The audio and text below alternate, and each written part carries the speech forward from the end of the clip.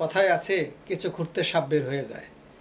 বর্তমান রাজনৈতিক ময়দানের যে অস্থিরতা, এটা দেখলে ঠিক এমনই মনে হচ্ছে।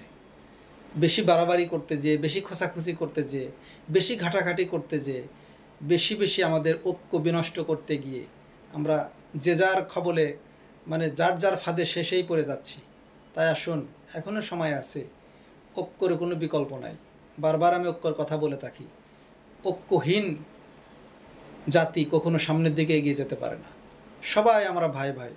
এদেশের জনসাধারণ আবহমান কাল ধরে ঐক্যবদ্ধভাবে, সমাজবদ্ধভাবে বসবাস করে আসছে। আগে যৌথ ফ্যামিলি ছিল, এখন যৌথ ফ্যামিলির খুব একটা দেখা যায় না।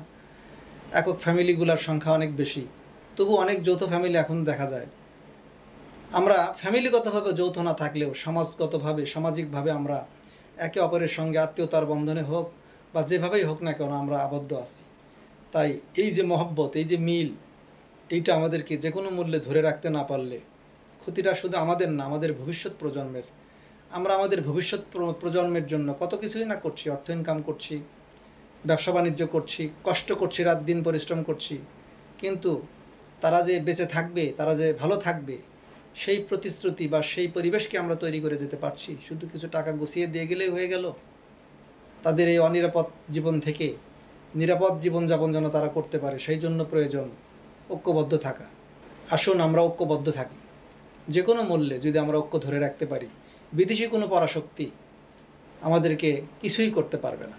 ঐক্যবদ্ধ বাঙালি জাতিকে পাকিস্তানি হানাদার বাহিনীও কিছু করতে পারেনি। এই জন্য আমাদের ঐক্য ধরে রাখতে হবে। আমরা পরবর্তীতে ফ্যাসিস্ট বিদায় করলাম, বিদায় হতে না হতেই আমাদের ভিতরে যে কাদা সরাসরি শুরু হয়েছে, সাধারণ মানুষ তাতে খুব শঙ্কিত। বিশেষ করে আমরা যারা রাজনৈতিকহীন ব্যক্তি, কোনো প্রকার রাজনীতির ধারে পাশেও আমরা যারা নাই, কিন্তু তারাও তো, এই রাজনীতিহীন ব্যক্তিগুলোও তো এই আন্দোলনে শরিক ছিল। সোজা কথা, আপামর জনসাধারণ সবাই ছিল, কেউ ইচ্ছাই ছিল, কেউ অনিচ্ছাই ছিল। এই দেশে যারা বসবাস করে সবাই এই আন্দোলনে শরিক ছিল। সুতরাং কার বিরুদ্ধে কার আন্দোলন চলে, আমরা এখনও কার বিরুদ্ধে কথা বলছি? আমাদের যদি ঐক্য বিনষ্ট হয়ে যায়, আমরা যদি অনৈক্য হয়ে সেই তসবির গণগুটির মতো চারদিকে ছড়িয়ে ছিটিয়ে চলে যায়, তাহলে এই তসবি একত্রে থাকার কারণে যে শক্তিশালী অবস্থা ছিল, সেই শক্তিশালী অবস্থা যদি দুর্বল হয়ে যায়, তাহলে আমাদের উপরে বিদেশি পরাশক্তি, গোয়েন্দা সংস্থাগুলো নানা ধরনের আক্রমণ চালাবে, নানা ধরনের প্রপাগান্ডা চালাবে। সেই প্রপাগান্ডার ফাঁদে পা দিয়ে নিজেরাই নিজেদের সর্বনাশ ডেকে আনবো। তাই এখনও সময় আছে, আমাদেরকে এই নিজেদের ভালোটা অন্তত বুঝতে হবে। পরিবারের দিকে তাকিয়ে, সন্তানদের দিকে তাকিয়ে আমাদের এই দেশের যে শান্তি, যে সংহতি, যে সুন্দর পরিবেশ, সেই পরিবেশটা যে কোনো মূল্যে ধরে রাখতে হবে। আশেপাশের রাষ্ট্রগুলোর দিকে তাকালেই কিন্তু বোঝা যায়। আমি প্রায়ই বলে থাকি যে আশেপাশের রাষ্ট্রগুলোর দিকে তাকান।